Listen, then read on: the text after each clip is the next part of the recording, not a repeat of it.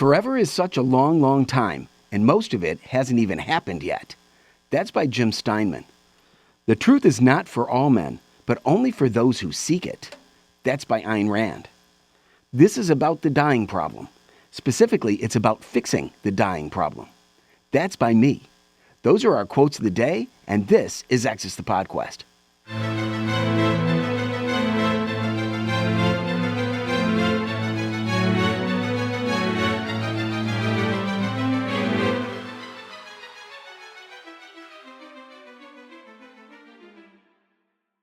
Welcome to Access the Podquest. I say this every time that I am super excited about our topic and our guest, but this time especially something extremely special is happening here on Access the Podquest. We're going to be talking about my favorite subject, which is the omega point and the omega point theory. And that really relates to or involves the final development or the greatest development of the universe, the biggest expression of the universe as it evolves through time. And then what happens when that happens, and there's a whole bunch of thinking there. There are two main versions of this. There's the first one is the Pierre Teilhard de Chardin version, and then there's the Frank Tipler version.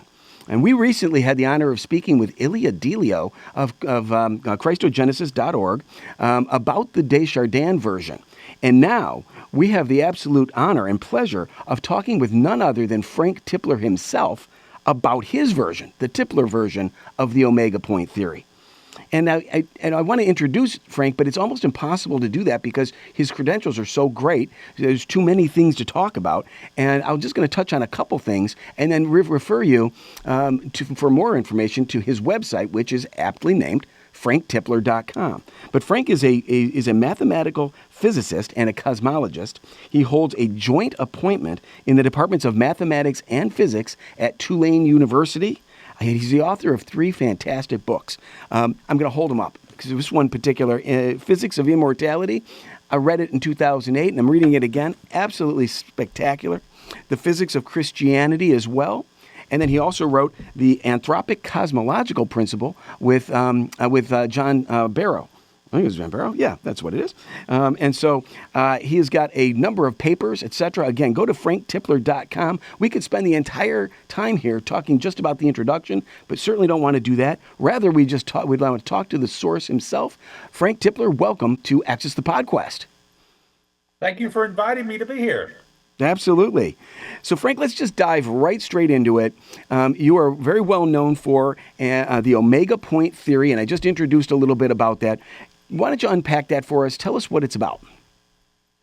The omega point theory is a theory of the future of the universe, and I'm almost reluctant to call it a theory because really, mathematically, it just follows from the laws of physics that are in the textbooks.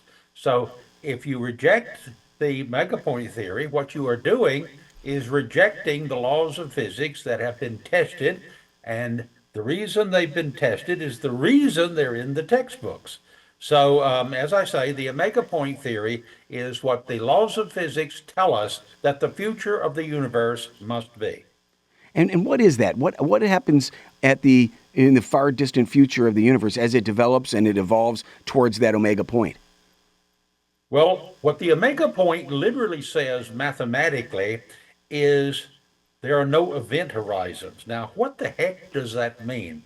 Well, let me give you the proof and outline using the laws of physics of how the universe must evolve into the future. First of all, Stephen Hawking, and I'm sure all of your audience are aware of Stephen Hawking and the achievements of that very great physicist. One of his main results was to establish that black holes are not black, rather they evaporate. Now here's where it gets interesting. If the black holes were to evaporate to completion, Hawking proved that they would violate a physical law, one of the fundamental physical laws of quantum mechanics called unitarity. Now here's what we know. If the universe were to expand forever or accelerate forever, whatever, necessarily the black holes, which we've observed, they're definitely there, would evaporate to completion. Therefore, since unitarity is a fundamental physical law and if it were violated, terrible things would happen.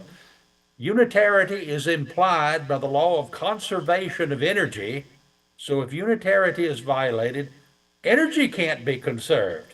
And one of the facts about unitarity violation is that this non-conservation of energy would amplify, so that were unitarity to be violated, every time you were to flick on your light switch, so much energy would be created out of nothing that the earth would be blown apart. I think we can all agree that that doesn't happen. Therefore, unitarity cannot be violated. But Hawking showed if the universe were to expand forever, then unitarity would be violated. Since unitarity cannot be violated, it must follow that the universe cannot expand forever. Rather, what must happen? It will expand to a maximum size and then recontract. Okay, now we're recontracting, and what must happen is that the universe must recontract into a final singularity. If it doesn't recontract into a final singularity, then once again, unitarity would be violated. So it has to end in a single, universal, final singularity. Okay, now let's watch the evolution as we're going into the final singularity. The great Jewish physicist Jacob Bekenstein proved, and this is part of Stephen Hawking's argument against unitarity, that were the universe to contract into a final singularity and event horizons were around, then the entropy of the universe as you're approaching the final singularity has to go to zero.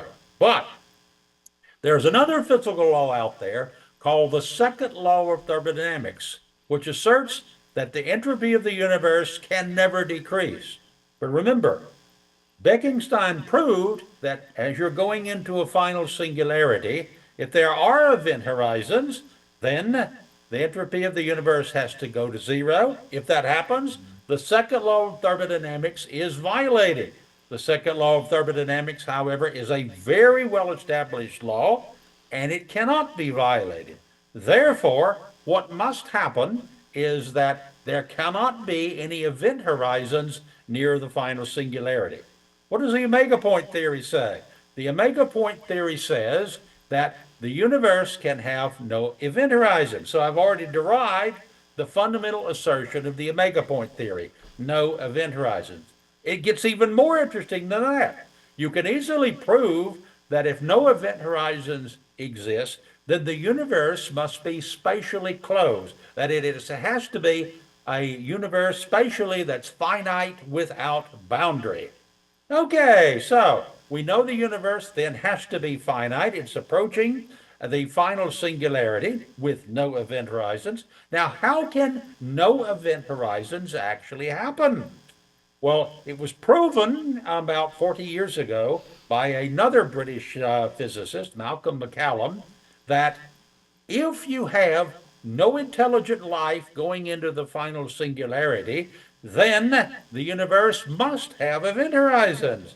So, what I conclude is that you have intelligent life guiding the universe over the entire universe into the final singularity. So, what we've done is using nothing but the known laws of physics, the firmly established laws of physics that are in the textbooks, that the universe has to end in an omega point singularity, and life goes all the way into the final singularity.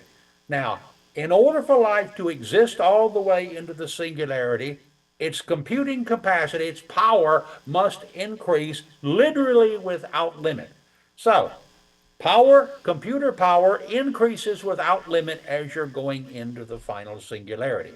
Now, this computing power allows the universe to, the intelligent life in the far future, to create identical copies of everything that has gone before. In other words, we can be emulated and a perfect copy in the computers of near the final singularity. We will be resurrected, in other words, never to die again. Okay, so that's the outline of the omega point theory, um, intelligent life, once it arises, never dies out, but gains control of the entire universe and guides it into the final singularity. The remarkable thing is that this is not in the usual sense of a word theory, a theory. It's just an automatic mathematical consequence of the laws of physics that are in the textbook. Okay, now what is this singularity? I've used this term. Well, interestingly enough, a singularity is a point outside of space and time, outside of nature, in other words, nature being space and time. So, if it's outside of nature, the word super is used for being outside. That's the Greek word for it. Nature, natural. So, this singularity is a supernatural being. Now, if you look at what the singularity actually does, you can prove using the laws of physics, there's not one singularity out there, but rather there are three singularities, which are really one singularity. They look like three because we look at them from a different angle, but you can see looking at the whole of space and time, they're really just one singularity. The singularity collectively brings the universe into existence out of nothing and controls everything that happens inside the universe. So, what we've done, using nothing but the laws of physics, is deduce the existence of a supernatural being who is a triune being, which created the universe out of nothing and controls everything that happens inside the universe. Now, there is a three-letter word starting with the letter G, which has been used traditionally to describe a supernatural being that created the universe out of nothing and controls everything that happens inside the universe. But I'm in a university right now, and to use that three-letter word is considered heretical, so I won't use it now. But what I've done is outline for you the omega point theory, described its full consequences, and I think we can conclude, given the laws of physics, that the omega point will exist. The omega point theory is, in fact, true. Wow. I mean, okay, I guess that's it. You've outlined it. We're done. No, that's fantastic. What a great recitation of it. And of course, back in 2008, when I read your book, Physics of Immortality here, I did get that understanding, but you put it in such a great way. It's fantastic. How is it well, I mean, life has to then survive from what we have here on Earth and maybe anywhere else in the universe, all the way through to the end of time. If that's right, how does that happen? How does life continue and make it all that time without either A, fizzling out, or B, being destroyed by itself, or even C, overtaken by something that's not living, like artificial intelligence, AI? Well, here's the question. Is artificial intelligence not living? It's certainly not that based on DNA, but here's one of the points. Remember what must happen according to the laws of physics. The universe must shrink down to a single spatial point, that's the omega point, and human beings at the lowest level of implementation, to use the computer terminology, cannot survive there. We can survive, and we will be brought back into existence in the computers of the far future as emulations, but in our basic form now, we cannot exist there. So eventually, human beings at the lowest level of implementation must be replaced by computers. I would claim these computers are living. And Hans Moravec, he's a famous computer scientist at Carnegie Mellon University, he calls the computers, these artificial intelligences, which one day will replace us, um, our mind children. Now, we have to put this in perspective. Remember, although we will be replaced by these computers, this is just a temporary replacement. And the temporary replacement is necessary in order for us to be brought back into existence, never to die again. If these artificial intelligences do not replace us, then everything is over. Everybody dies. All living things on our planet eventually will die. The sun will eventually leave the main sequence and destroy the Earth. That will not happen in the near future, about 5 billion years away, but in the long term, it will definitely happen. The astrophysics is very clear. So, in order for life to survive at all, we have to be replaced by artificial intelligence. The only question is, when will that happen? I think it will be in the relatively near future, so do many computer scientists, but it doesn't matter. Eventually, it will have to happen. But once again, that's not a bad thing. It's a good thing because it enables these computers to expand out and engulf the universe and create the computer capacity that will allow us to be resurrected as computer emulations, never to die again. Now, one of the things you have to keep in mind is that physics is deterministic. Einstein got it right, and I proved that he got it right and published my proof in 2014 in a leading physics journal, the Proceedings of the National Academy of Sciences. Einstein got it right when he said God does not play dice with the universe. He meant that providence, God's providence, dominates the universe. So, the singularity will not permit life to destroy itself. It can't happen. Now, human beings, of course, can be wiped out, but only after we've given rise to our successors. And if we manage to stupidly wipe ourselves out, it won't matter because in the end, the computer descendants of us will bring us back into existence, never to die again. Why would they want to do? I mean, why would they want to do that if they're out there and they're so far advanced in billions, trillions of years? What would their incentive be to bring back, even in an emulation or simulation? Why would they even want to do that for all of life that preceded it? Well, let me ask you this. Suppose that with negligible amount of use of resources, you could save your father's life. Would you feel obligated to do it? Well, sure. Yeah. Of course you would. Of Anybody course. would. Now remember, these computers are our descendants. They have the power to resurrect us. And just like we would, and remember, the power they will possess in the far future is so gigantic that the amount of resources needed to resurrect us all human that's ever existed, will be negligible compared to their total power. In other words, for them, bringing us back to existence will be pocket change. Now, we are their ancestors. We feel obligated, were we able to do it, to rescue our immediate ancestors from death. So, they will feel a similar obligation.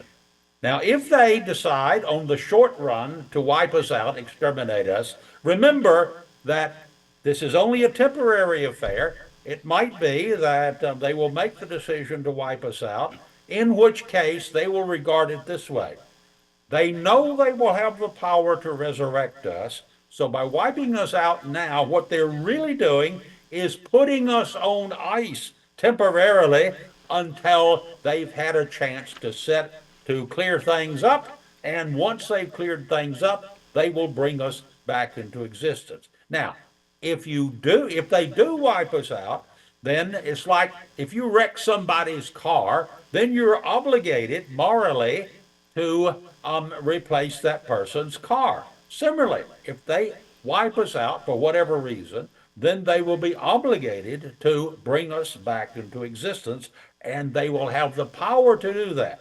Just like if you have the money and it's just pocket change to replace somebody's car that you've wrecked, you are pretty well obligated to do it. So, similarly, they will be obligated, if they wipe us out, to bring us back. So, either way, if they wipe us out, they're obligated to bring us back. If they don't wipe us out, then they will feel obligated to bring us back for the same reason that we will feel obligated to save our parents' life if we could do it for negligible resources. Okay, yeah, and I get that. I think let me just use my father's example. I mean that would be an easy one. I would certainly want to to save his life, etc. But if someone said to me, look, you got to go all the way back to, generation after generation after generation, and how about saving those people's lives? I'd be like, maybe, Think about it this way. maybe I'm not as moral as everyone. I don't know if I'd really, if I would or not. I probably, I Because don't know, maybe the not. point of see, you know that saving their lives would be very expensive, but you Yeah. have to realize that we're talking pocket change here. Hmm. Spending a dime to save your father's life, spending a nickel to save your grandfather's life. Now, you might not feel obligated to save your grandfather's life, but what about your father? Your father is the son of his grandfather, of your grandfather, right? So if he's brought it back into existence, then if he has the resources to do it, he will feel obligated to bring him back. So you can see the sequence here. It goes all the way backwards into time.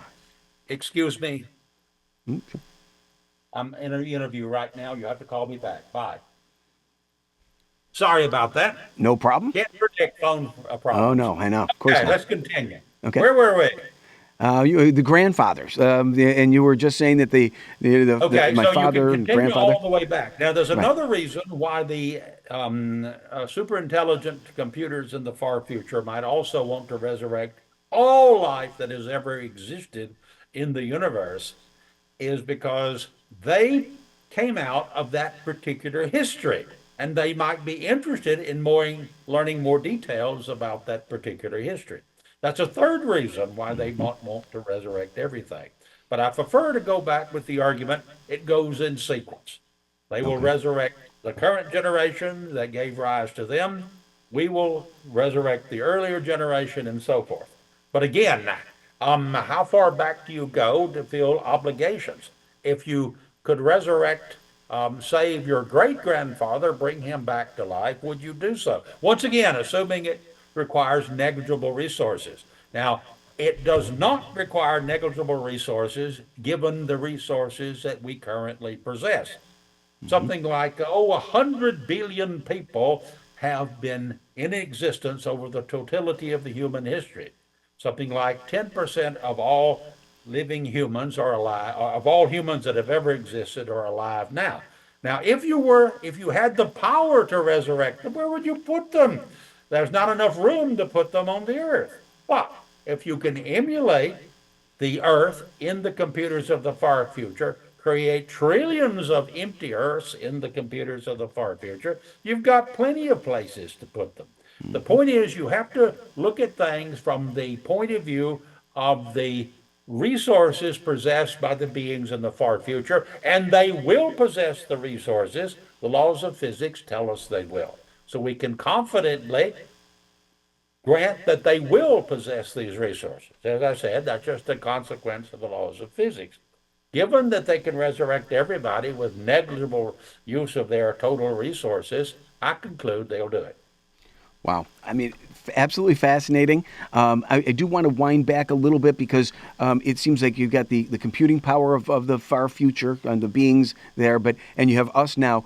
Between us and now, don't we? I mean, is your Omega Point theory dependent on us seeding life, if you will, throughout the universe? I believe it is. At least one intelligent life form will succeed in sending out their descendants to engulf the universe. Okay. Now, there is plenty of evidence that we are the only intelligent life form in the universe. I've defended that position in detail in the Anthropic Principle book with John Barrow. The evidence is if our evolution is typical, it took us about 4.5 billion years after the formation of the planet for life on the Earth to develop intelligent life. But here's the interesting thing. Most of the Earth-like planets out there are not thousands or even millions, but rather billions of years older than the Earth. So, if our evolution were typical, then we would have expected intelligent life to develop and begin the expansion billions of years ago. If this were the case, where are they? They obviously are not here. We would have seen them if they were interested in getting in contact with us. Now, remember, in the long term, what they've got to do, the descendants of an intelligent race, is they've got to start transforming the material of the universe into useful structures. Now, we would have seen this conversions of entire galaxies into um, actual constructed cities and civilizations. If whole galaxies have been transformed into, say, Dyson spheres, then we would have seen it. We don't see anything like that out there. All we see is basically unliving stars, as far as we can tell. But the innate logic of this of the laws of physics are basically telling us this expansion will have to start. So another point which I bring up in physics of immortality against other intelligent life forms being out there is that there would be a tendency of the other life forms, where they come into existence, to use up the resources of the universe too quick. Having life, intelligent life, which is capable of interstellar travel, that's us, that's our descendants, our machine descendants at least. Um, Only one of them will tend not to use the resources of the universe up too fast until additional resources in the following in the sense of gravitational collapse, that's the ultimate energy source of the universe, begins with the collapse of the universe itself. It's the collapse of the universe itself that will provide the energy for life to continue to exist all the way into the final state, and to create these ultimate computers that will ultimately guide the universe. So these are two pieces of evidence that we are essentially alone in the universe. But remember that we cannot fail. If we are the only intelligent life in the universe, and I believe for reasons I've just given that we are, then since the laws of physics require our descendants to be there near the final singularity, we cannot destroy ourselves. Yeah, Laws and of physics will not permit it. yeah, it's so fast. It's so incredible. I mean, because there's so many people, so many scientists out there that take the more traditional view or more conservative view that we are definitely not alone in the universe, given the vast numbers. We've got the Fermi paradox going on here. You're also talking about the Dyson spheres and just such super cool topics that I know that unfortunately we do have to take a quick break and reset. But I can't wait to pick this back up in just a couple of seconds. So we are going to take a break now. I'm going to tell everybody, however, go to franktipler.com. You must check out Frank's books, The Physics of Immortality, again, right here, very well read by me. Also, The Physics of Christianity and the Cosmological Anthropic Principle. I believe I got that right with John Barrow. Maybe it's the other way around. But you can find all that again on franktipler.com. We're going to take a quick break, and we will be coming right back right after this.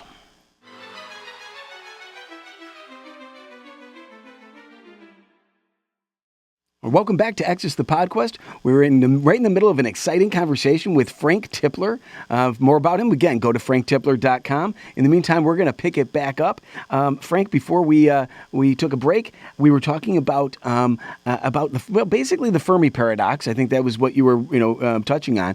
And let me ask you this: Neil deGrasse Tyson, other scientists, they've explained that away by saying, look, if you're looking for a fish, right, in the ocean, and you're standing in the ocean, and you take a large pail, but it's a pail all the same, and you scoop out a bit of the ocean, you might not find a fish, but it's that big that we know there's trillions of fish in the ocean. So isn't that like the same thing as maybe life in the universe, that we're not being able to find it right now? It's not here now because we just haven't looked far enough yet. Oh, but the point is that they would have looked. Once again, what you have to put it in perspective, which they will not do. For some reason, these scientists think that the universe has no history, it had no evolutionary history, but it does. There was no possibility of any sort of life until around a few million years after the Big Bang singularity. Now, the reason there was no possibility of life is there were no elements in existence heavier than helium. heavier than lithium. Sorry about that.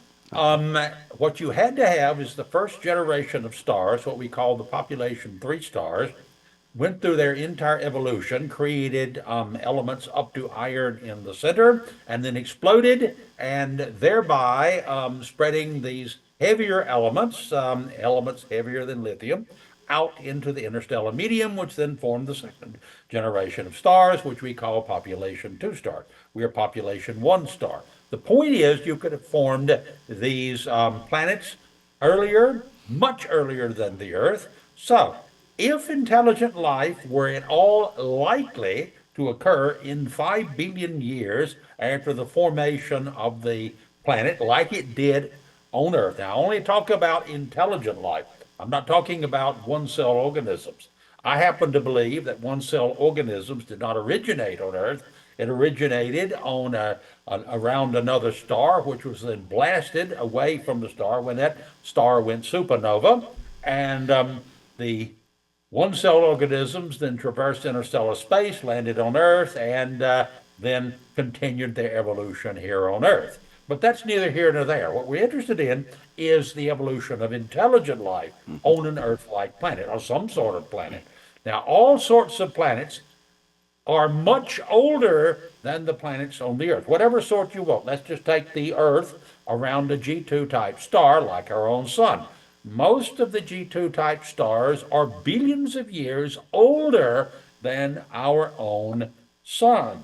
And any solar system they had would be billions of years older than the Earth. So, if our evolution were typical, then they would arise to intelligence billions of years ago and begin expanding through the universe. They would have allowed in the solar system before metazoans evolved on the Earth. That's an organism which has more than one cell. So they've been here for hundreds of millions of years. Where are they? They would have taken over the Earth and colonized it long ago if these beings existed. So this is the evidence that they don't exist. Well, yeah, if they, Now, oh, I'm sorry, if they do exist, however, is it fair to say that they could cooperate with the expansion of life throughout the universe under the omega point theory and still bring about the same result? well, the thing is that they will have to convert all the material in the universe into useful structures. Hmm. That, by the way, is one of the reasons why artificial intelligence, once they arrive, artificial general intelligence, as it's now called, would want to temporarily put the human race on ice, and that would allow them to use the entire material of the earth. Right now, life is restricted in its form of DNA type life to the very surface of the earth, maybe down a kilometer or so, nothing compared to the whole size of the earth. So, if they were to put all DNA based life on temporary ice, they could then take the Earth apart, convert it into a huge structure. Now, in the end, this is what they've got to do: convert all the material, all the baryonic material in the entire universe, into structures which will allow them to gain control of the universe. They have to do this if they're going to survive. They know they've got to do this in order to survive. So the other scientists who say this is false are just saying that the laws of physics are false. Laws of physics are very clear. This is what they've got to do in order to survive. They will know the laws of physics. They will, since they've engaged in interstellar travel. You have to know a heck of a lot about the laws of physics in order to build an interstellar spaceship. So they will know these laws. They're just very simple laws. We've learned them a century ago, and they will make use of them to engulf the universe. They have not, as far as we can tell, we've looked out a huge distance with our various telescopes. We've seen no indication of any galaxy being transformed into civilized structures. So, since they will have to do this in order to survive, they have not done this insofar as we can tell by our observations, as I've said. We haven't looked into just a pail, we've effectively looked into the entire ocean. If you don't see any particular species in the entire ocean, then it's a pretty good piece of evidence that this particular species you're looking for doesn't exist. As I've said, they would have to show their presence by transforming galaxies into useful structures. We haven't seen anything like that, which indicates they don't exist. And as I've said, one of the arguments why I would expect there to be only one source of origin of life is that were there many independent origins of life, what would happen is that the resources of the universe would be used up too fast. That cannot happen given the light speed barrier. The light speed barrier prevents our descendants from using the resources of the universe too fast until the additional resources, due to the collapse of the universe, come online. The other people are ignoring the future of the universe, which the laws of physics tell us definitely have to exist. They just ignore most of space and time when they're doing their calculations. But physics is not like a cab. You get out when you reach your destination. You must follow the logic of the laws of physics to their very end. The laws of physics are telling us that you have to move out from your planet of origin. You have to start converting the material around you into useful structures and gain control of the entire universe. This is what must happen given the laws of physics. And since we've seen nothing out there, I conclude these other intelligent beings simply do not exist. And Well, remember, there's. Oh, sorry the about that. universe Go ahead.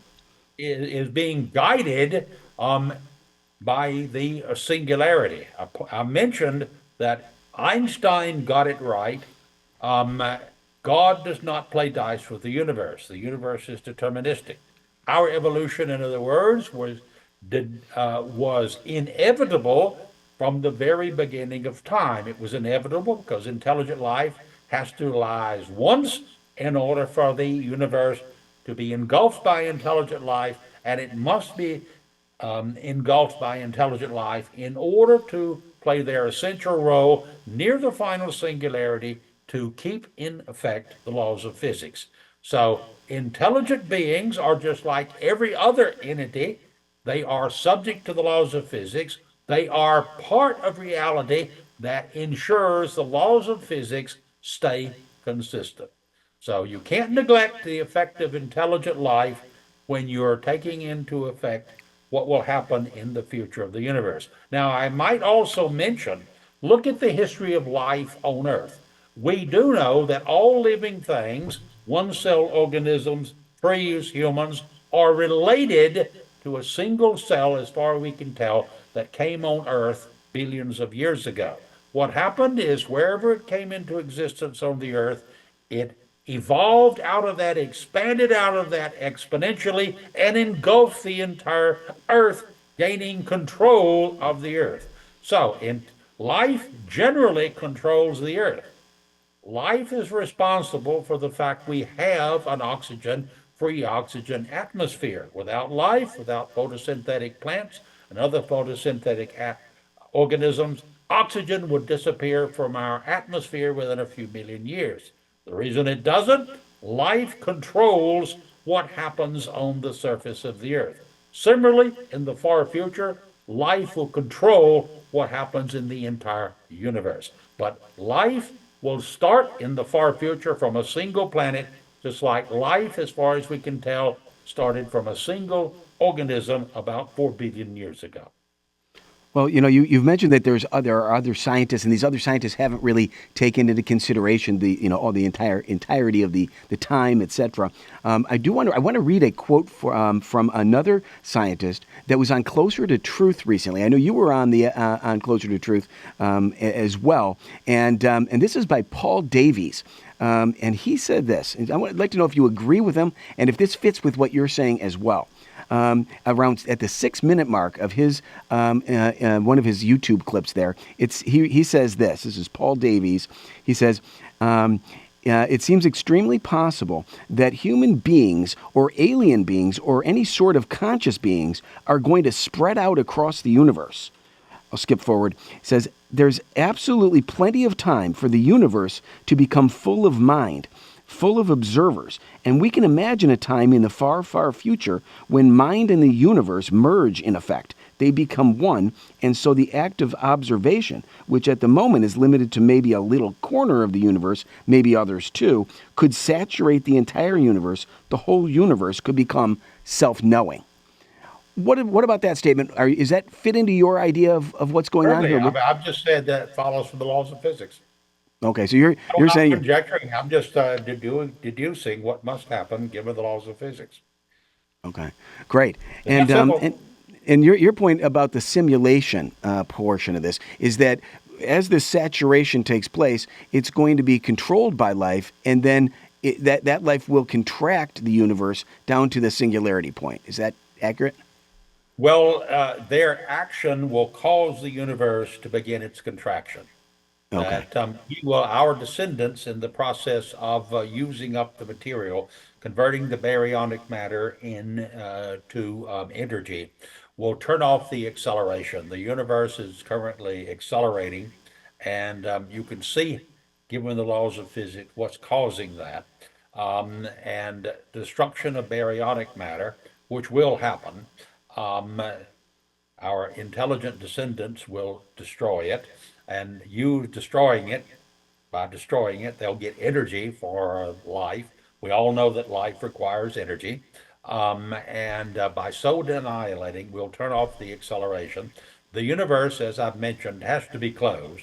Without this dark energy, which will be turned off by life, uh, a universe dominated by dark matter necessarily will begin a contraction. So, what we'll effectively do by just using the baryonic material, as it's called, normal matter, for our own purposes, for our descendants' purposes, this will automatically force the universe to begin to contract, and the contraction itself will provide an energy source after all the baryonic matter is used up. So necessarily life will begin engulfing the universe and taking control of it. It has to do that in order to survive to the very end of time. Given the laws of physics say this will happen, that life will eventually never die out. It will verse instead. And I like to put it this way: if the laws of physics be for us, who can be against us? What a great statement. Now, if is, I want to ask you this. I want to ask you if it's kind of a fundamental question about what happens if life fills the universe. So, and basically, it's the question is do we need the simulation piece of this in order for there to be an eternal life immortality situation? And what I'm getting at is this: is if life, as you're saying, and Paul Davies, everyone, you're saying that if life fills the universe, isn't it accurate that if that's the case, then you've got life filling the space of the universe and also life filling all of the time of the universe because of Einstein's basic equivalence of space and time. So if Einstein's right that space and time are intertwined, intimately intertwined, that you can't have one without the other, then wouldn't it follow that if you fill all of life, if you fill all of space with life, then all of life would have already been there for all time as well, and you don't need the simulation, etc. You've got an immortality situation already built in. No, because what must happen is, remember, there can be no life early in the universe. The laws of physics clearly show that. Our observations show that our deductions from the laws of physics are correct. Remember, there is no heavier elements to form life, to form any structures right now.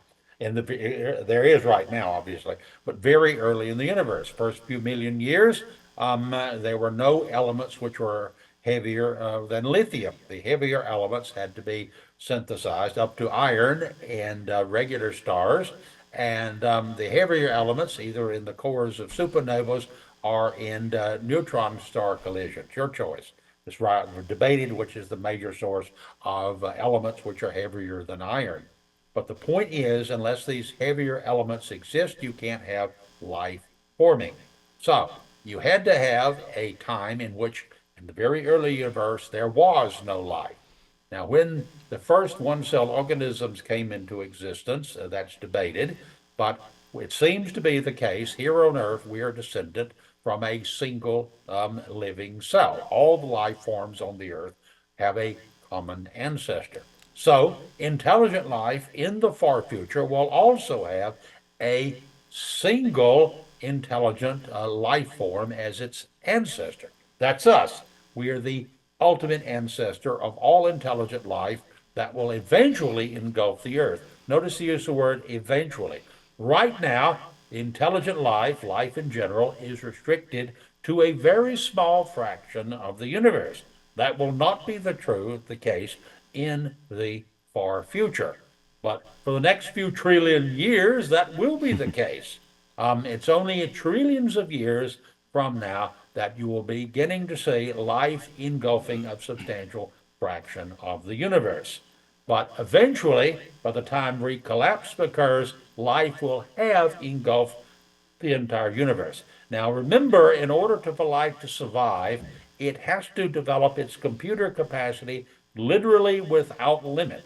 We say that eventually the intelligent life will effectively construct a universal computer, a computer that has no limit to its memory. Now, given that unlimited computer capacity, you can bring all living things that have ever existed back into existence as an emulation. You have to be careful about this word. An emulation is an exact copy, not an approximate copy. We're not thinking about a Xerox copy here. We're thinking about making a backup copy of a document you make. You know perfectly well when you make a backup copy of a document, there's no difference between the backup copy and the original copy. They're all the same, they are identical.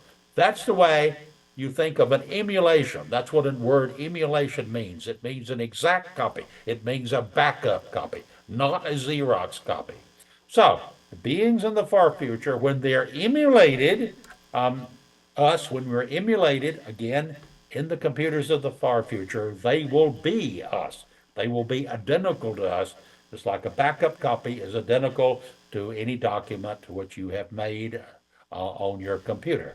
Um, Now, as I've said, the ability to emulate, the ability to simulate is automatically there, will be required to be there in the computers of the far future. But this capacity does not yet exist. The laws of physics tell us that it could not yet exist, and we can trust the laws of physics. The laws of physics tell us about the far future, but they also tell us about the current, present, and the past. No intelligent life significantly in the past. Okay, yeah, and help me with that because I struggle with it when I've read your books and other materials on this. I just get stuck on this, which is that again I'm going to return to Einstein. I'll put it in a different way. If Einstein's right that Now space and remember, space and time, Einstein did not claim that they were one and the same. They're interrelated. right, And what I've described for you is how, according to Einstein's theory of general relativity, they are interrelated and how they are interrelated with regard to intelligent life and life and the universe as a whole. But what Einstein basically tells us is that the universe evolves, that things change over time. You can make an absolute distinction of the past and the future. That's a technical term called you can basically, how do I put this? The technical term is foliate the universe with a constant mean curvature hypersurfaces. What that means is, in Einstein's theory, there is a return to absolute time. There is an ambiguity of what you mean by absolute time in special relativity, but we do not have the universe governed by special relativity. We have it governed by general relativity. And general relativity, so to speak, returns the notion of absolute time. You can say that absolute time currently is the rest frame of the background radiation. The universe is permeated with what's called the cosmic background radiation, and you can tell if you're moving with respect to it. The Earth's solar system is currently moving, I forget the constellation off the top of my head, but toward a definite constellation. We can see this by making measurements, careful measurements on the background radiation. It's called the dipole anisotropy. And doing an analysis, you generally subtract that. But what it generally means, what it does mean, is you can tell whether you're moving with respect to the background radiation. You can consider, in the early part of universal history, the background radiation to give you a fixed universal time. So general relativity, so to speak, brings back absolute time. So general relativity does respect the distinction between time and space. Okay, all right. And I'm going to kind of twist to something different, and that is on the resurrection piece and the the simulated reality or simulated resurrections. What if you don't want to be resurrected? I talk to a lot of people that say, I don't want to be live forever. I just don't want that. I mean, I get bored. What about the boredom? And the people who don't, who just say, I'm not interested in that. What happens to them? Do they have to be resurrected? Well, remember in the Christian tradition, I think we were thinking about Christianity here. Everybody will be resurrected, right? Some to be tossed into hell, some will go into heaven, some into purgatory. That's the Catholic view. But in any case, everybody is resurrected. Now, in the computers of the far future, I'm arguing that everyone will be resurrected. Interview. Have to call me later. Bye. Um, the In the computers of the far future, I'm arguing that the super intelligent beings who control the computers and part of the computers will resurrect everybody. You will have the option, just like you have the option now. If you don't want to continue to live, you can commit suicide. Most people who say, I don't really want to live, I don't believe them because if they don't want to live, they would have committed suicide, right? Yeah. I certainly want to live, and the evidence that I want to live is the fact that I haven't committed suicide. I'm an old man. I'm 78 years old. Why should I want to continue to live? I do. So once you're brought back into existence, you'll have the option of continuing to exist forever or wiping yourself out. You Okay. have that Yeah. option now. So you But only the have point is, one. why should you won't get bored because the richness of the far future will be gigantically richer than the current future, the current present. You will have vastly more things to do. For example, not only can they bring us back into existence, they can bring the entire history of the past of the earth back into existence. If you want to see the dinosaurs, they will exist as emulations in the computers of the far future. You can see the dinosaurs. You want to talk to all of your ancestors? You can do that in the computers of the far future. You want to talk to your descendants millions of years from now? You can do that too. You won't be bored unless you want to be, but you can be bored now if you want to be.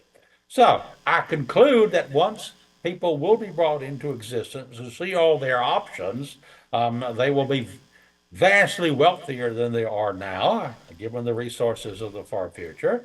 I conclude that they will not want to pass away into non-existence. But it Some is. will, and when some commit suicide now, Yeah. most will not.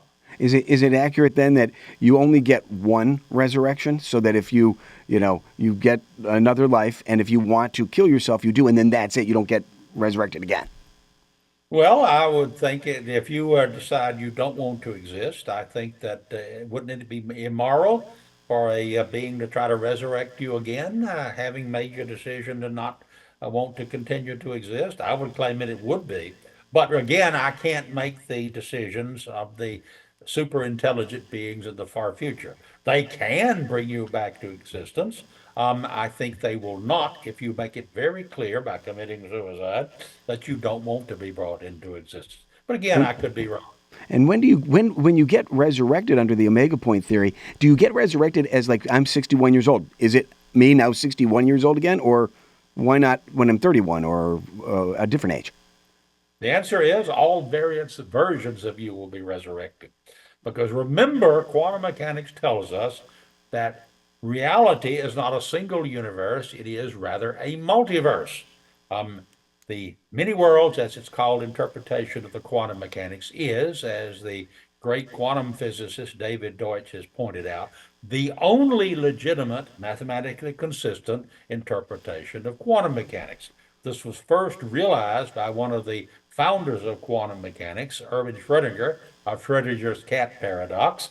He realized this and gave a lecture on it in 1944. He said, the only resolution of my cat paradox is in one universe, the cat continues to live, in the other universe, it dies. So, so in the far future, all variant versions of you will be resurrected. Now you're 61. Yes. You will be given the option, having this is the one of the Jewish pictures, and I described this in Physics of Immortality, of what resurrection will mean. People will be resurrected. Frank, sorry to do this to you, but I have to do this. We absolutely need to take a break. So I would love to have you hold the thought and we can Let's come back. continue later. Yeah, yep, exactly. So we'll just take a quick break and we'll pick it back up.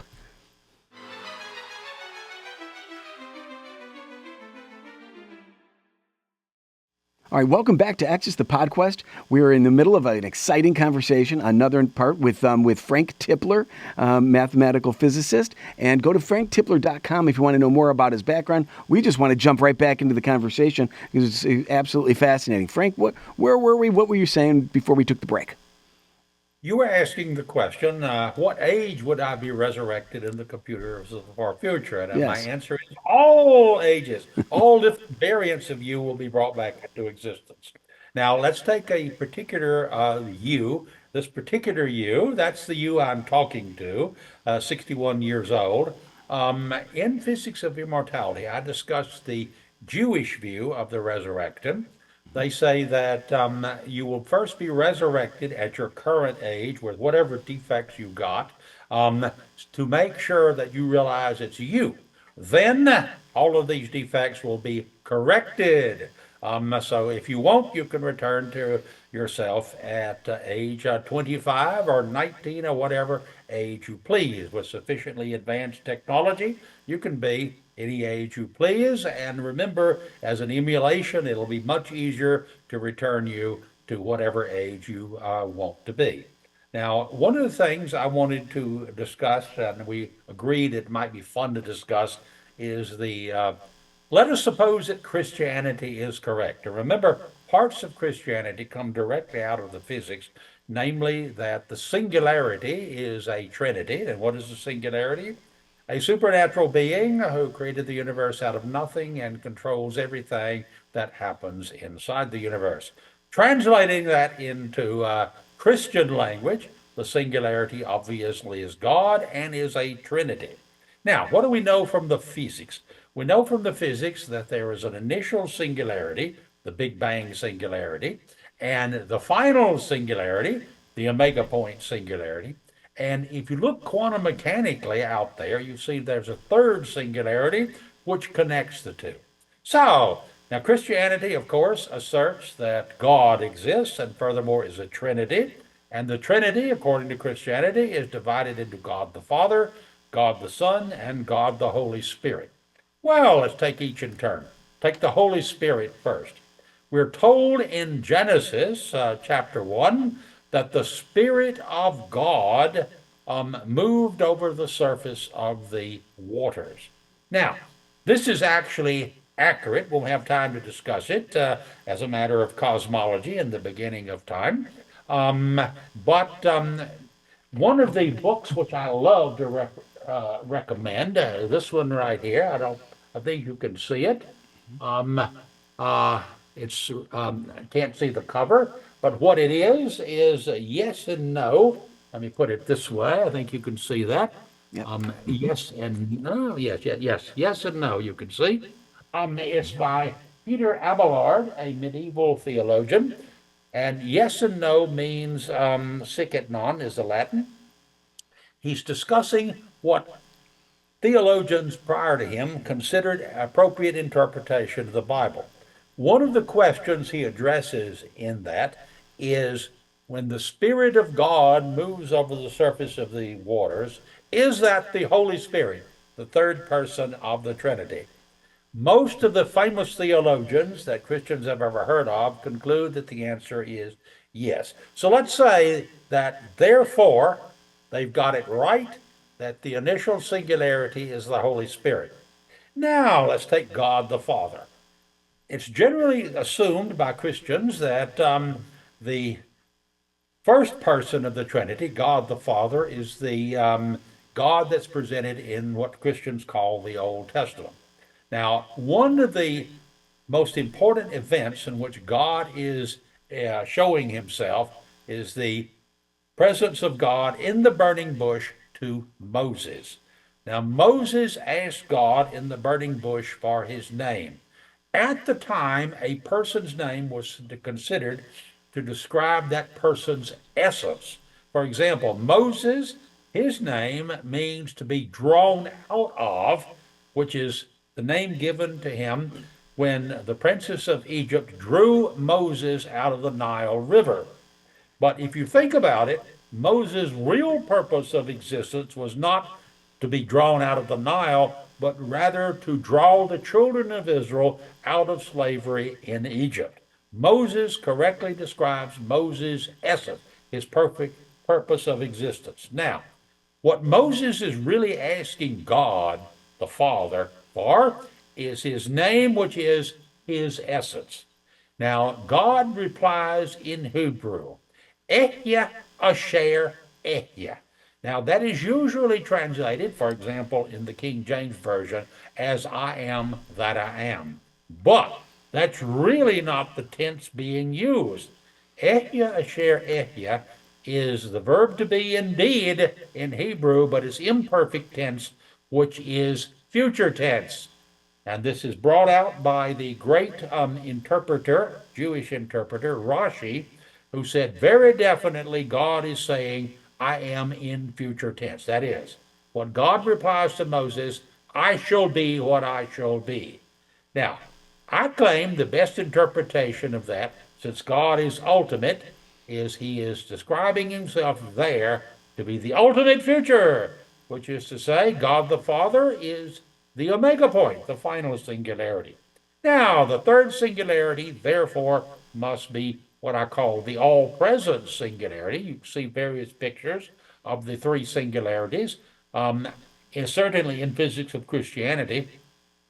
But it's also there in physics of immortality because the physics is unchanged. I just not realize the full significance of the mathematics at the time I wrote the physics of immortality. But there are three singularities there. The initial singularity is naturally identified as God the Holy Spirit. The final singularity is naturally identified as God the Father, and the all present singularity is going to be identified with Jesus in his deity. Now, remember that Christianity asserts that Jesus is simultaneously God and man. And there's been huge debates over the past 2,000 years between Christians over exactly what that means. Generally, they will say God has been incarnated in flesh. In the words of the Gospel according to John, and the Word became flesh. The Word being God, um, uh, the the Son, God in His Sonness deity. The Word became flesh and dwelt among us. Now, this is interpreted as the incarnation.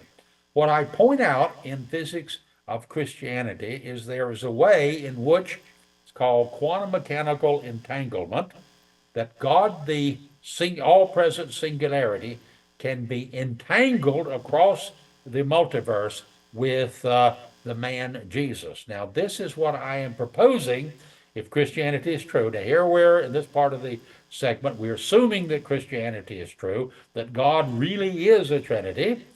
The physics already tells us that, but more importantly, that the Trinity as interpreted by Christianity is true. So Jesus, according to Christianity, has to be in some sense simultaneously God and man. Here is a way in which this can work as a matter of physics.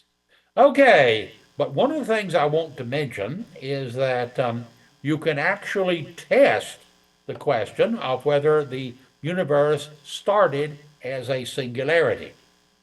The laws of physics require it, but many physicists, for example, the two great physicists who I admire immensely, Stephen Hawking and Roger Penrose, they did not like the existence of the singularity. In other words, they did not want this icky thing called God to actually exist. But they knew, as well as I, the laws of physics require the existence of the singularity, otherwise known as God. How did they avoid this conclusion? Being great mathematicians, they did it in the only way they could do it, by assuming that the laws of physics are false. Roger Penrose, for example, threw out unitarity and he threw out the second law of thermodynamics. He knows what he did. He said so in his book, The Cycles of Time. He throws these two fundamental laws out. That's the only way in which he can avoid the existence of the singularity, by throwing out the laws of physics. Now, you can do that, but where do you stop? If you throw out all the laws of physics, well, you can't do anything. You can't say anything about the universe. But I think that the laws of physics have to be accepted, more so because if you do the actual mathematics, you see that there was no revolution in physics in the 20th century. People thought that there were two major revolutions, the quantum mechanical revolution and the general relativity revolution. But if you look carefully at the mathematics, and I've proven this, and other mathematicians have given earlier versions of the proof, namely, you see that quantum mechanics is really classical mechanics made mathematically consistent. General relativity, Einstein's theory of gravity, is really just classical physics, specifically the Maxwell equations and Newton's theory of gravity, made mathematically consistent. So, viewing the mathematics correctly, you see there were no revolutions in physics. There is no evidence at all, in other words, that the laws of physics as we now understand them are incorrect. Therefore, I conclude just from the laws of physics that the initial singularity in particular has to exist. Well, we can do more than that. It has observational consequences contrary to other theories that have been expressed. For example, inflation. Inflation is an attempt, as Fred Hoyle once pointed out, to bring back the steady state universe. They call it, the inflationers call the Big Bang, they call their theory the Big Bang, but it's not a Big Bang theory. A Big Bang theory correctly involves an initial singularity. Now, you can test the alternative, that the initial singularity really exists and inflation is wrong, experimentally. Now, the National Science Foundation, being very much this anti God idea, they will not give us any money to do an experiment. But I managed to persuade the IT billionaire Peter Thiel to give me money to do the experiment. Now, I ran the experiment, and lo and behold, it confirms the existence of the initial Holy Spirit singularity. You can find an outline of that in an interview which I gave, in November, with a Scientific American reporter, John Horgan. You can look it up. And also, I published the experimental result in Journal of the British Interplanetary Society in the month before that. You can find that also in that particular journal. And it's, of course, like every other journal, major physics journal, available on the web. So you want to see how the experiment confirms the existence of the initial singularity, you can go to the web. The initial singularity, the Holy Spirit singularity, has been confirmed experimentally to exist. Okay, so that is the experimental evidence for Christianity being true. Well, yeah, if we've had Ethan Siegel on the show, and I've also looked deeper into what he was saying about the initial singularity concept. His position is that physics now and mainstream science is rejecting the idea of a singularity, but rather it started the thing we know that existed at least at the beginning or close to the beginning His was an opinion has been refuted experimentally. okay. Well, he was saying the Here, inflaton he's field and wrong. all that. But even outside of that, let me ask you this: let's suppose that there was this singularity. Why do you have to have it be that the singularity is aligned with the Holy Spirit that brought everything into existence, instead of the singularity existing as as what it is, just a singular point that then expanded through either inflation or the Big Bang or whatever. It Inflation is expanded, ruled out experimentally. yeah, It's rejected. and the singularity began, and then it became through cosmic evolution, became what we have now as the universe. Why couldn't that be just a natural thing that the singularity just simply always existed, and that we became a larger version, a writ large, if you will, version The of that laws of singularity? physics say that's not true. Okay, And all right. here's the way it works.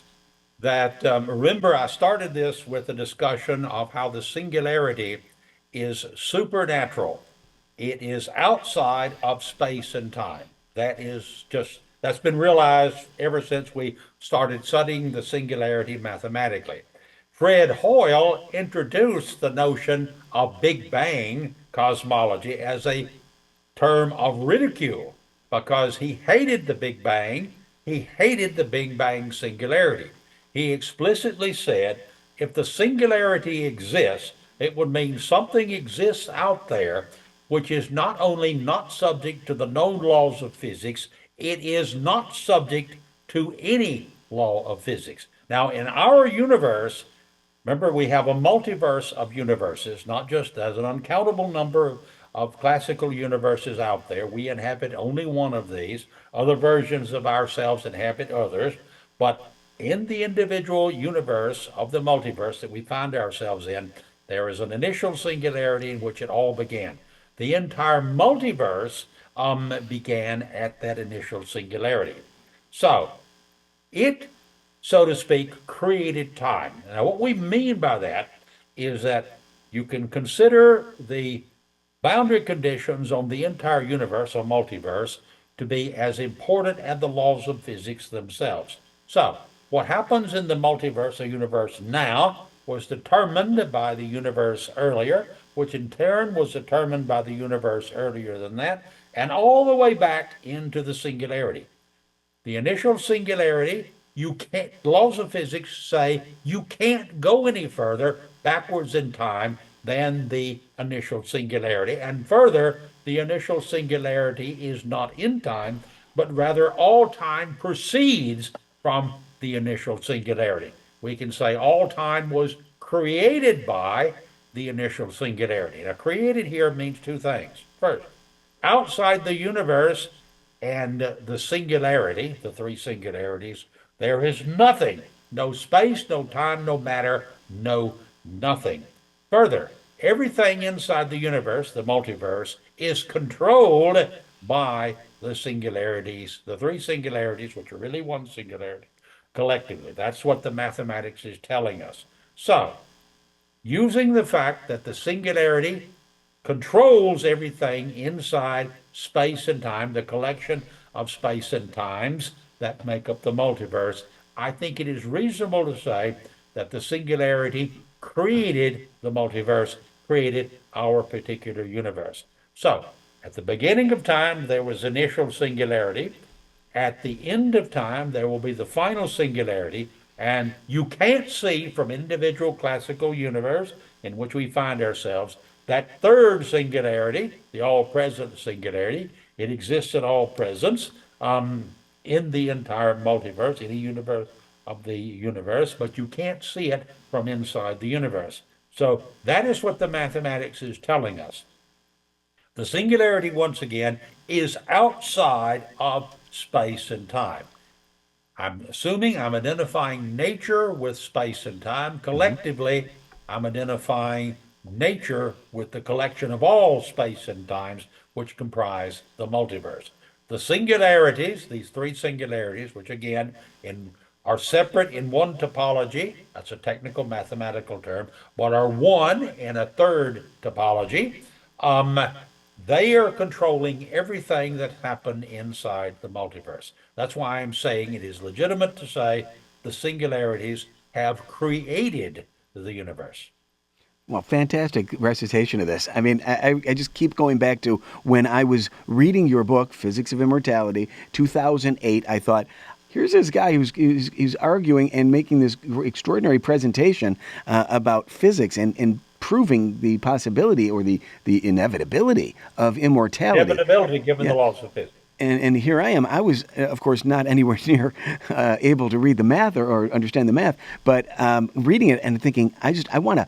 I was on this mission at the time to fix the dying problem because everything's going to die. And here comes this book, Physics of Immortality, and you're doing it. And now to be able to talk with you has been just an absolute honor. Really, really appreciate your time and this discussion. We're going to wrap it up now, but it's been fantastic for everybody who's watching. I just cannot urge you enough to read these books. Go to franktipler.com, or it might be franktipler.org. I apologize if that's it. Check them all out. Make sure to get to the right place and check out these books. Read these books. They are absolutely essential. And I just, again, I can't urge you enough.